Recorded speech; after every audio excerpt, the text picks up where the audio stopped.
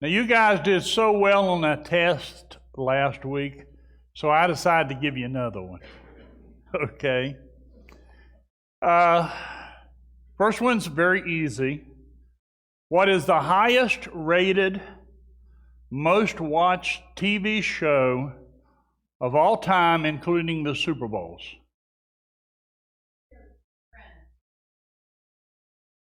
Show them, Tom. MASH, the season finale of MASH. Now, we're going to see how good you do on the best of the best of the best. We're not going to spend a lot of time with this. Tom is going to put the slide up, and for the 50s, these are the most popular TV shows. All you do is, if you know who they are, just say them right out loud. We won't spend a lot of time here.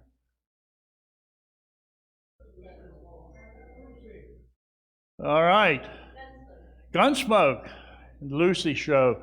How about the 60s? Yeah, Beverly Hillbillies, Bonanza. 70s. Yeah, Archie Bunker.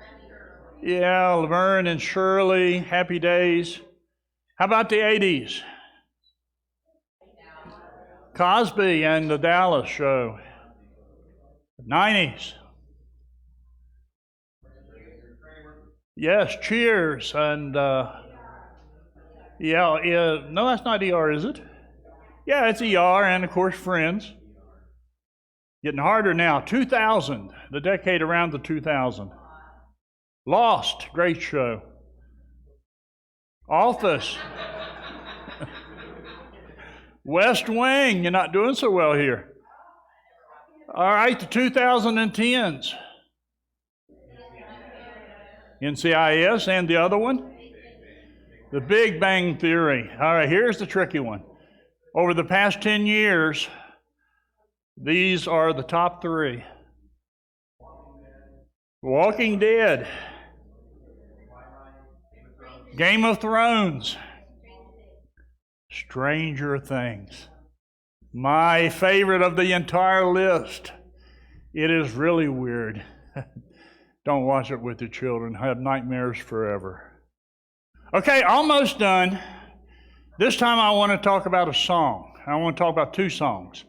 I want to talk over this entire period of time we've looked at. I want to know the number one and the number two TV theme show. And I'll even give you a help. Tom, give them the words to the song. The number one says, sometimes you want to go where everybody knows your name. And number two says, I'll be there for you when the rain starts to pour. Friends. And which is the top one? That's absolutely correct. Show them the answers, Tom. There you go. Now, here's the last question, and it's one I'm going to answer for you. What do all of these popular TV shows have in common?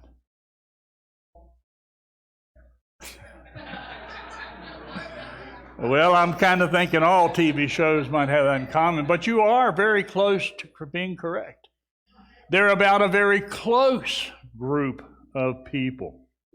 And even Game of Thrones, I know some of you don't watch that, or Stranger Things, or Walking Dead, they are still about close-knit groups of friends, people who are living in what we call today community. In fact, the number one song, which also happens to be the number two most watched TV show, and you were absolutely right, was Cheers. What's it about? It's about a bar. And that's what we want. Now, hear me out. Because the deepest dream of every human being is community. We were made by God for community, and if we don't find community as God intended it, we may very well find our community in the local bar.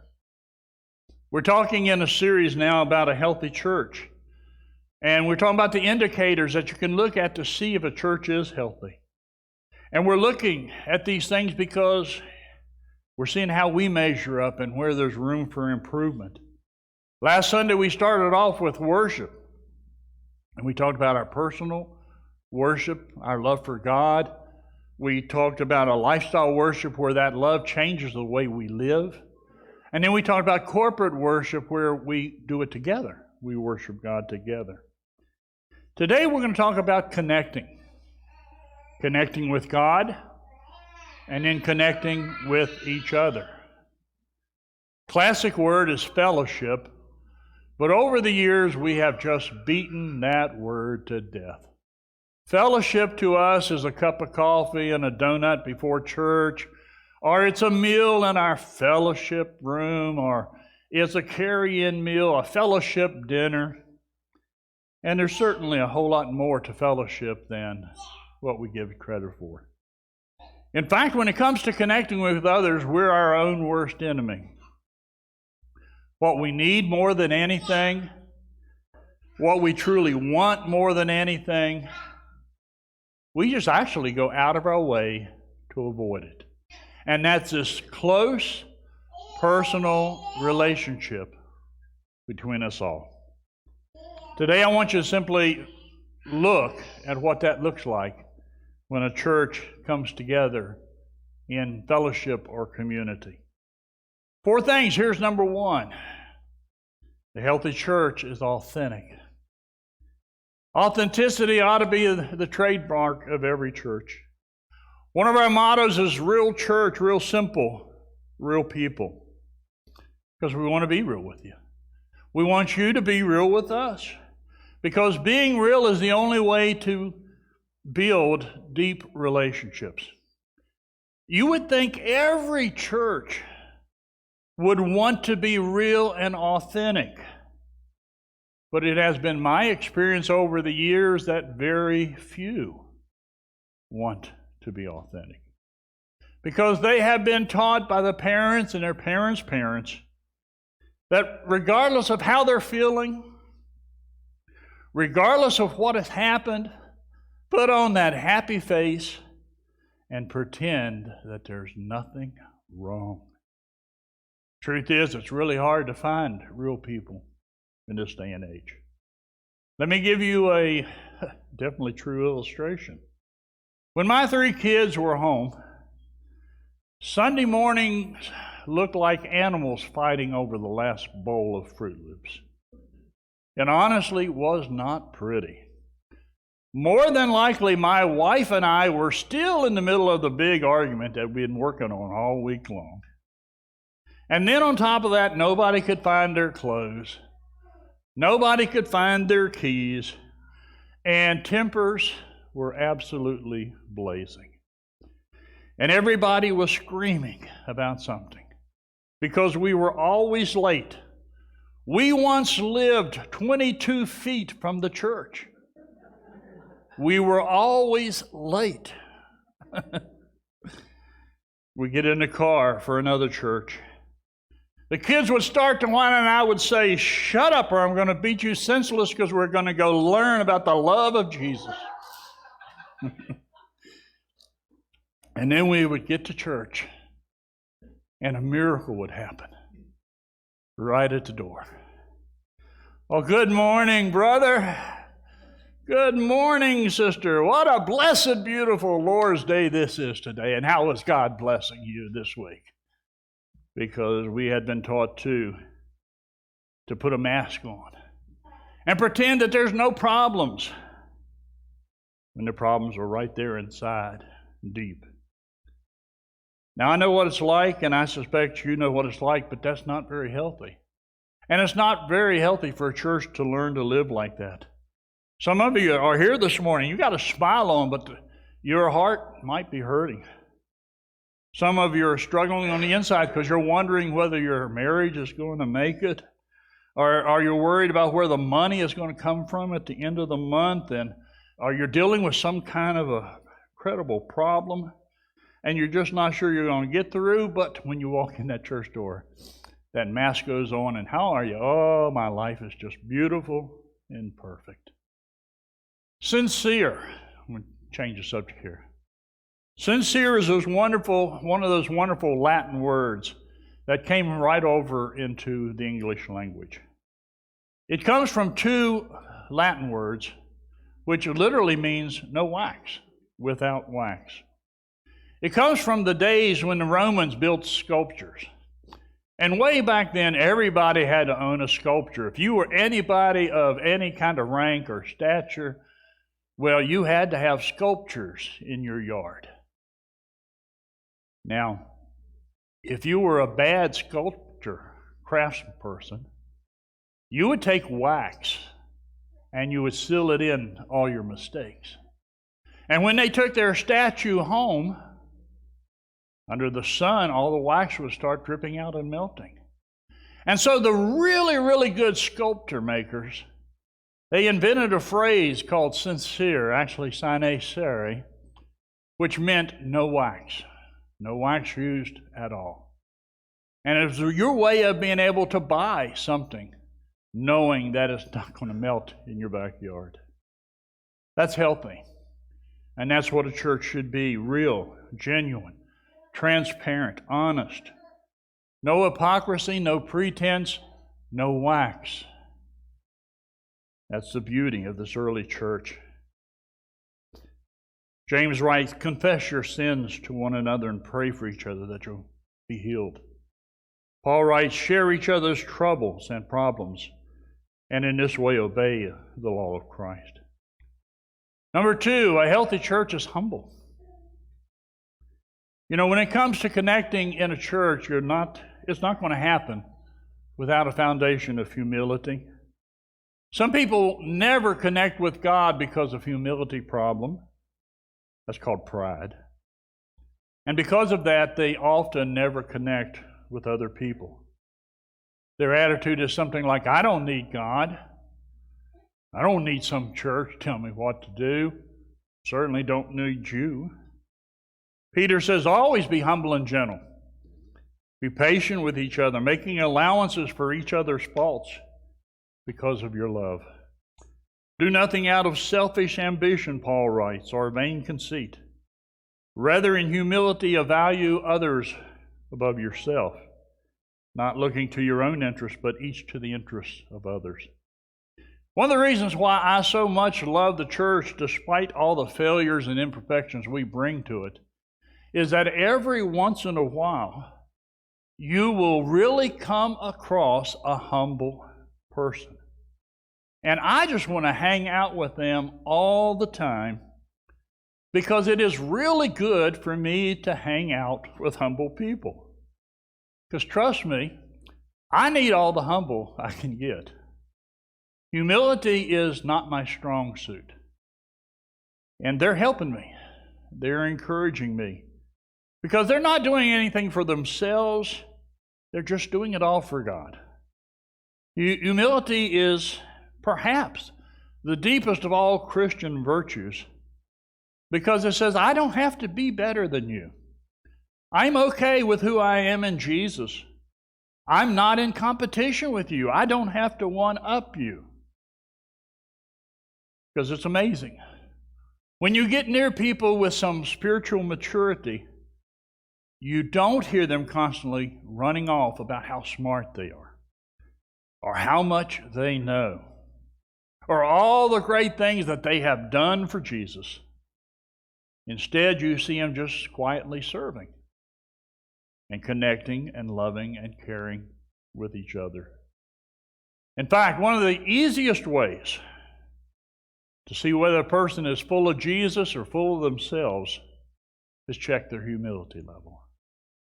Because without authenticity, without humility, you're never going to connect with God in the saving relationship. And you're most likely not going to connect with a lot of other people either.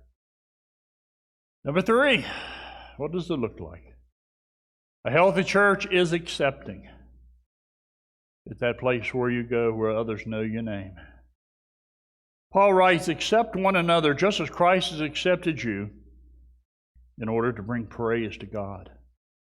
Accept other believers who are weak in the faith and don't argue with them about what they think is right or wrong. You know, last Sunday we talked about the early church and how on the very first day of the early church, 3,000 people got immersed into Jesus. What you might not have known was that these 3,000 people had just come to Jerusalem from all over the world. Now, all 3,000 of these people might have been Jewish, but they all had different customs. They all spoke different languages.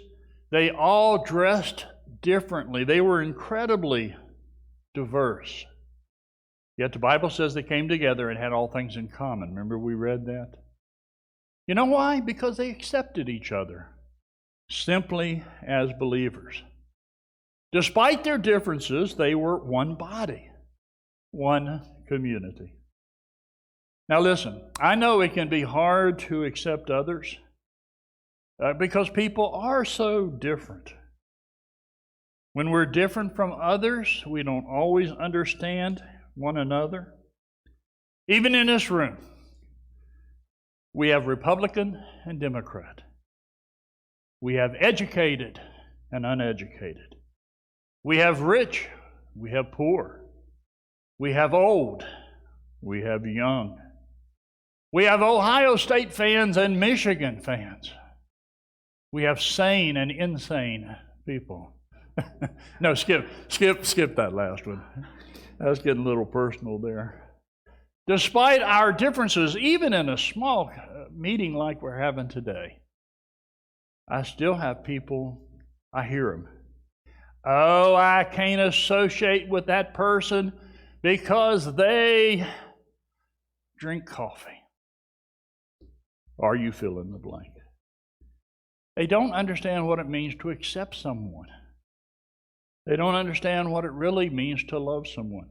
Listen, you've heard this. If you've been in a church more than a day or two, you have heard this, and it's absolutely the truth. You can accept a person.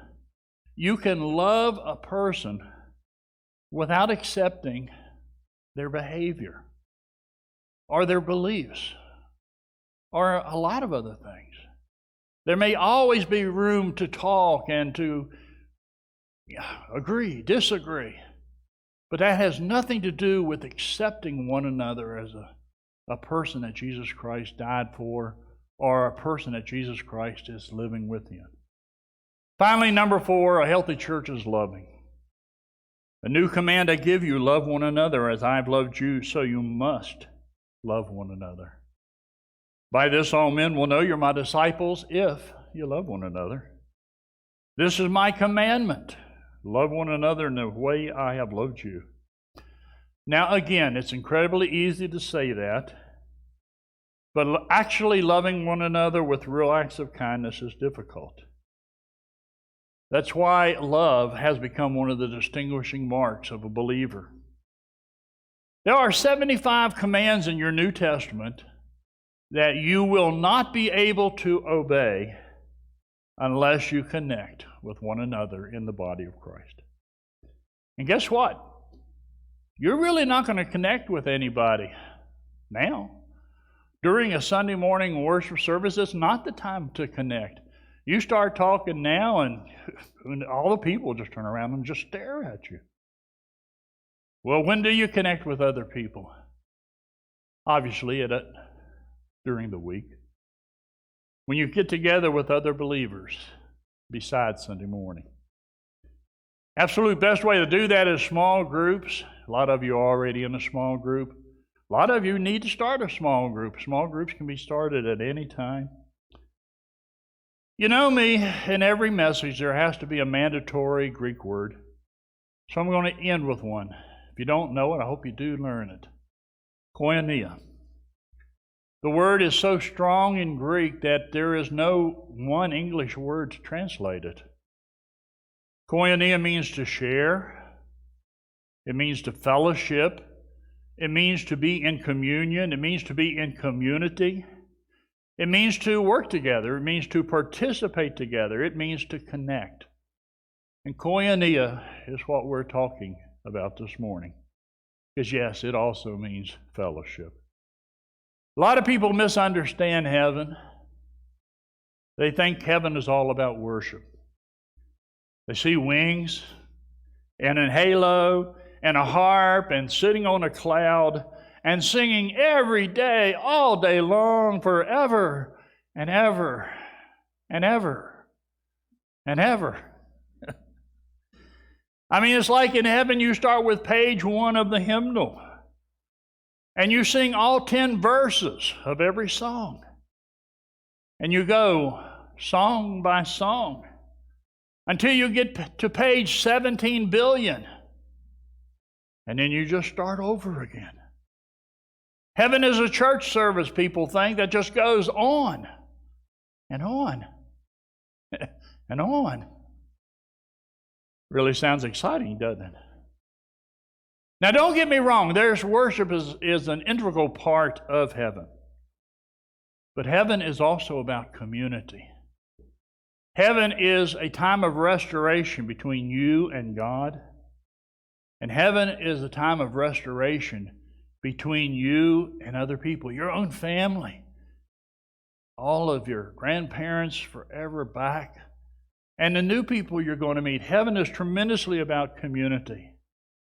So it's almost like God is saying, I got a really great place for you to come to, but you have to die to get there. And so, rather than you have to die to get that kind of community, here's what I'd like to do. I'd like to make something on earth. I'd like to make some kind of a little outpost of heaven there on earth. A little colony of community, if you would, where you can start living like it's heaven, and we're going to call it church. Church is a foretaste of heaven. Church is a preview of coming attractions. It's a place where we accept one another now, because we will truly accept one another then. It's a place now where real, authentic people, humble people, live with one another and tell the truth to one another. It's a place where you just don't talk about love, you actually show it. Last Sunday we said people should get a glimpse of Jesus when they walk in here, because they're looking at you to see whether you worship. We'll take it a step further. People should get a glimpse of heaven when they walk in here, because this is a place where we're honest and we tell the truth. We just don't talk. We do. People ought to walk in here and see Jesus, and walk in here and just catch a vision of what heaven could be. That's what a healthy church looks like, and it's not a dream. It's not wishful thinking. And now we're not perfect. We'll never make it perfect. But you don't have to be perfect to start towards that goal of living like Jesus in community. Just want to remind you, come on up, praise team. When you became a believer, you made 2 commitments. You made a commitment to God through Jesus Christ because you connected to Jesus. And you also made a commitment to God's family because you're connecting to the brothers and the sisters of Jesus in this place. Can it happen? Oh, absolutely it can happen. Does it always happen? No, it's rare. I think maybe becoming perhaps even rarer in these days. But it can happen. Stand with us, share a beautiful song that talks about the grace that just sort of glues it all.